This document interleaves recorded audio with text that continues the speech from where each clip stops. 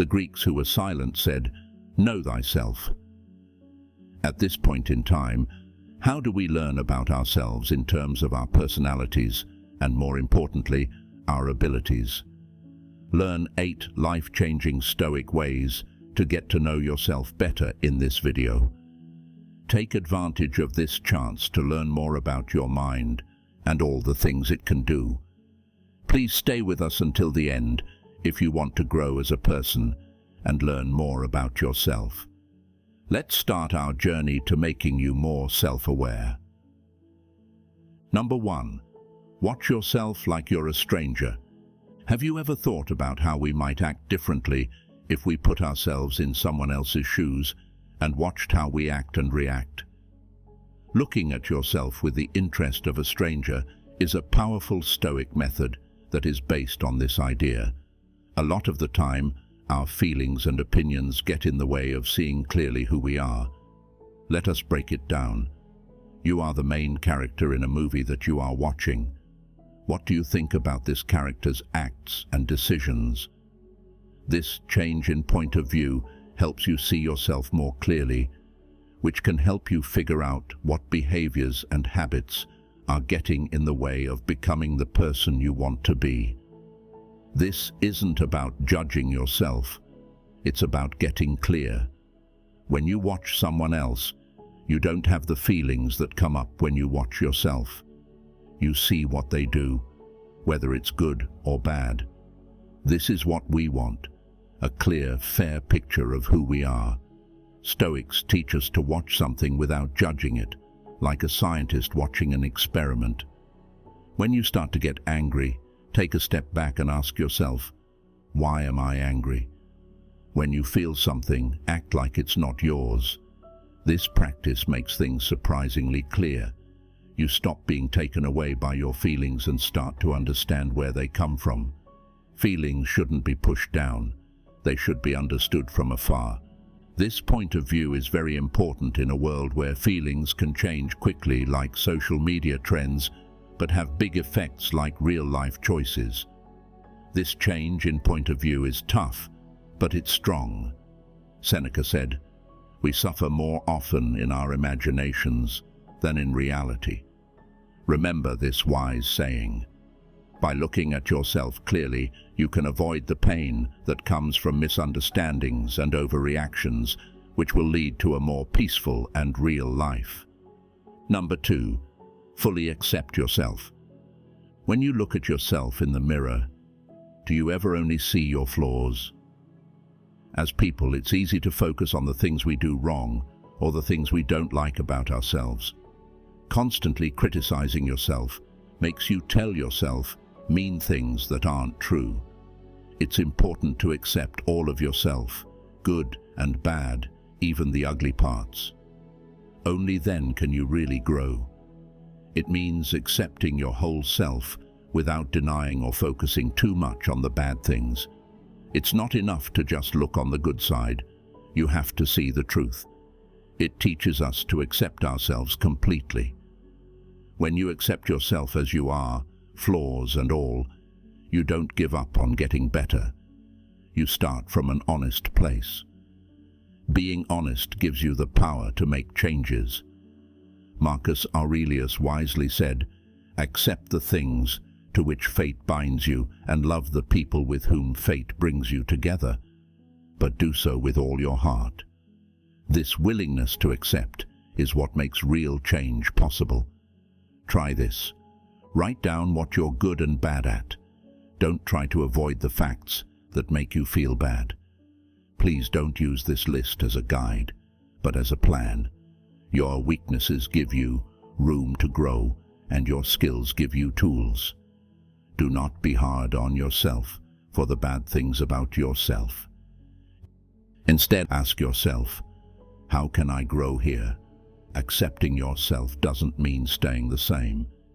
It means giving yourself the power to grow from a place of kindness and understanding. Don't forget that every part of you plays a part in your journey. Accepting every part of who you are is the first step toward real self-improvement. You don't have to change into someone else. You just have to be the best version of yourself. Number 3. Always set new goals for yourself. Stoicism teaches us that we should always work to improve ourselves. But here's the key. Start small. We talked about accepting every part of ourselves, but there's one more step that's just as important. Push yourself.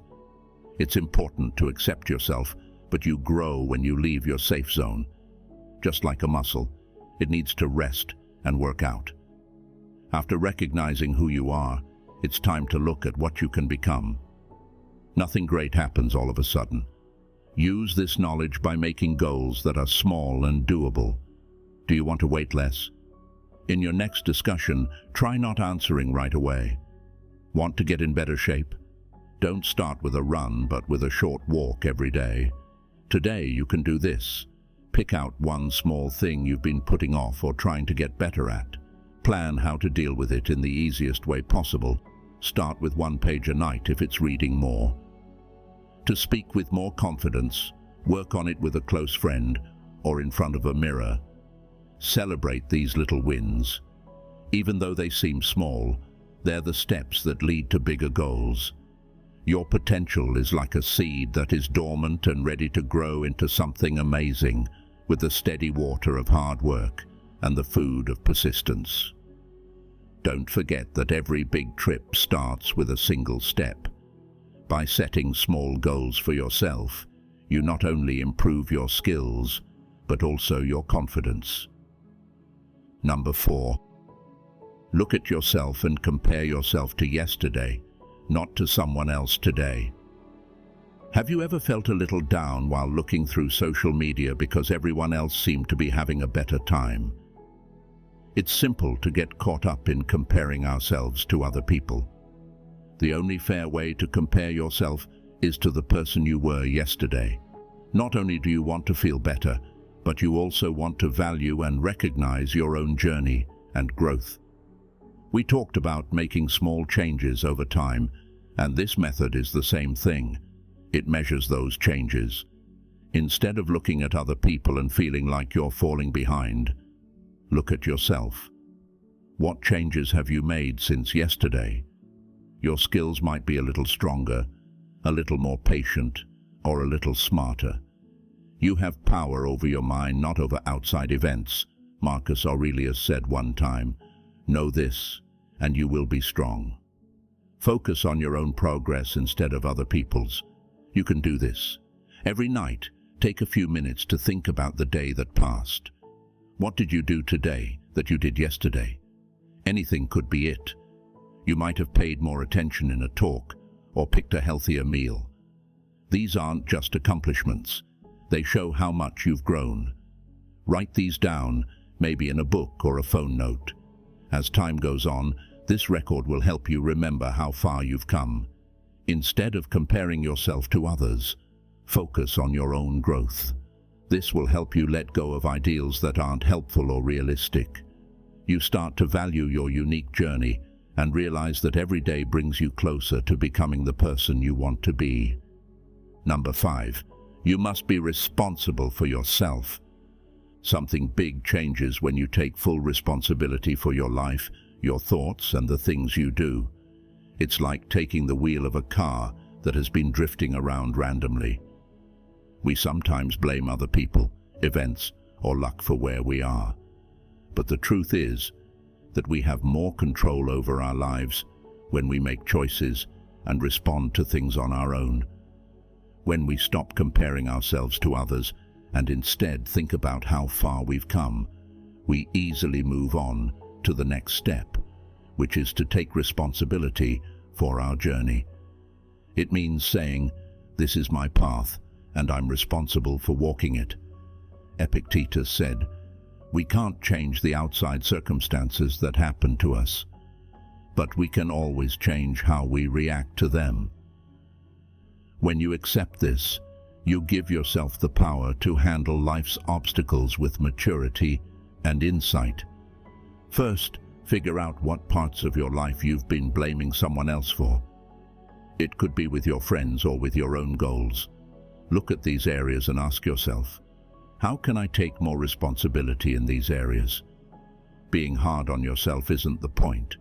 The point is to see that you have the power to make things better. If a project at work isn't going well, for example, don't blame the team. Instead, think about what you can do differently to make things better. This way of doing things not only helps you grow as a person, but it also wins you respect and trust from those around you. When you take charge of your life, you feel in charge and respect yourself. This feeling is deep and changes your life. You start to see problems as chances to get smarter and better. Number 6. Be smart about how you use your power. We are affected by the people, culture, and environment around us every day, even if we are not aware of it. The air we breathe is like that, sometimes clean, sometimes dirty. These things can affect what we think, what we do, and even our lives. The problem starts when harmful or negative factors pull us away from who we really are or who we want to be. It's important for our growth and well-being to be aware of these factors and make smart choices about them. We are becoming more empowered by taking responsibility for our lives. One way to do this is to choose who and what can affect us. Be with people who are likely to make you better, Seneca once said. Putting yourself around good, helpful, and motivating people can help you move forward. In the same way, if you want to improve yourself, it's important to choose media that inspires and teaches you, instead of media that insults and distracts you. First, take a look at the people who have power over you. Are there people who regularly make you feel bad about yourself or your goals? It could be time to look at these connections again. In the same way, think about the material you watch. Does it make your mind better or worse? Actively look for people and things that fit with your goals and values. Whatever you're reading, listening to, or talking about, make sure it helps you grow. Remember that it's not about cutting people off. It's about creating a setting that helps you on your journey. Number 7. Only say yes to things that matter. Some of the most important things we have are our time, energy, and attention. However, how often do we say yes to things that don't really matter? We can lose sight of our real goals and passions when we take on too much or get caught up in small things. A powerful skill to learn is how to say yes, only to things that are in line with our morals and goals. As we think back on our last talk about picking the right influences, this idea applies to all of our choices and promises. It has to do with making sure our deeds match our values. It was Marcus Aurelius who said, "A man should not fear death, but he should fear never beginning to live." Making decisions that are in line with who we are and what we want to achieve, not just being busy, is what it means to truly live. First, think about how you spend your time now. Ask yourself, does this add value to my life? As you go about your day, does it help me reach my goals? If the answer is no, you should think again about that promise. This doesn't mean you should never have fun or help other people. It's about finding balance and purpose. Before starting a new project or going to an event, for example, you should think about how important it is for your personal and business goals. Does it help you get where you want to go? If not, it might be best to politely say no and focus on what's important. It's easier to live a focused, happy life if you only say yes to the things that really matter. It's about putting quality over number in every part of your life. Before we move on to number 8 on our list, please make sure to like this video and subscribe to our channel. It helps us a lot and costs you nothing. Never miss out on any of our videos about Stoicism and the way you can master your life. Number 8. Make other people better. Giving to others and making their lives better is one of the best things in life. We often focus so much on growing as individuals that we forget the huge effect we can have on those around us. How much we grow isn't just how much we improve ourselves, it's also how much we help other people. Making a good impact that goes beyond our own lives is what it's all about. As we've talked about, focusing on what really matters includes the connections we build and the way we affect other people. Wherever there is a human being, there is an opportunity for kindness, Seneca said in a beautiful way. This is about giving others the knowledge and strength we've learned. Not only do you want to improve yourself, but you also want to improve your neighborhood. Be a good influence in the lives of the people around you to begin. It could be as easy as listening, sharing what you've learned from your own life, or giving someone who is having a hard time hope. You could help someone out, give them your time, or just make it a point to be kind and understanding. Don't forget that it's not about big actions. Small acts of kindness can make a big difference. Helping others not only makes their lives better, but it also helps us grow and gives us a greater sense of satisfaction on our path to self-discovery and stoicism. Always keep in mind that your success can show others the way. Bonus tip: make it a habit to write in a journal every day. For those who have made it this far, here's an extra tip. Some of the most famous Stoic thinkers, Marcus Aurelius, wrote a lot. Did you know that? His well-known work, Meditations, was never meant to be published. It was his daily practice of Stoicism and his own thoughts. This shows how powerful writing can be as a way to learn about yourself and grow as a person. Writing in a journal can help you get deeper into all of the steps we've talked about, from objectively watching yourself to making other people better. You can talk to yourself, ask questions, and think about what you've been through each day. You don't need fancy papers or fancy words to start writing.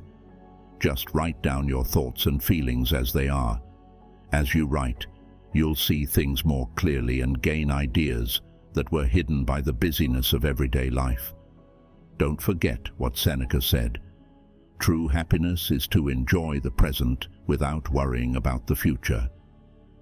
Writing in a journal brings you into the present, where you can enjoy your journey, learn from it, and make mindful plans for the future. If you're interested in self-discovery and personal growth, write "I'm in search of wisdom" in the comments. Let's keep learning about and following the lessons of Stoic philosophy.